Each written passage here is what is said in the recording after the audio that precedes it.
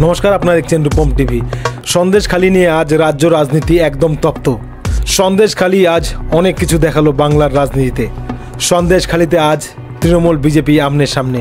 সন্দেশখালিতে আজ মমতা এবং শুভেন্দু একে অপরের বিরুদ্ধে। সন্দেশখালিতে দাঁড়িয়ে মমতা বন্দ্যোপাধ্যায় বলেছেন, কিছু দুষ্টু লোক সন্দেশখালি তাকে উত্তপ্ত করেছে। কিছু দুষ্টু লোক পয়সার বিনিময়ে সন্দেশখালিতে বদনাম রটিয়েছে। আসলে সন্দেশখালিতে কিছুই হয়নি, একটা দুষ্টু লোক এই ঘটনা ঘটিয়েছে। এবার দুষ্টু লোকটা যে শুভেন্দু অধিকারী সেটা সকলে বুঝে নিয়েছে। এবার পাল্টা হিসেবে মঙ্গলবার শুভেন্দু অধিকারী সন্দেশখালিতে হাজির। পুলিশ প্রথম শুভেন্দুকে সভা করতে দেয়নি, কিন্তু শুভেন্দু সেখানেই অবশেষে সভা করেন।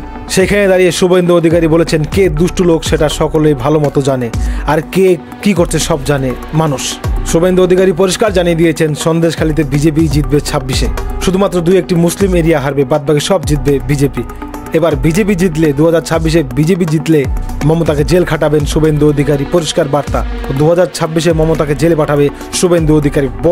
বড় কথা বলে দিলেন আজ শুভেন্দু অধিকারী, একদম দমের সঙ্গে কথা বলছেন।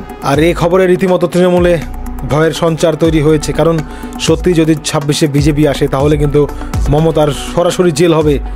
শুভেন্দুর একদম হুঁশিয়ারি, চরম হুঁশিয়ারি।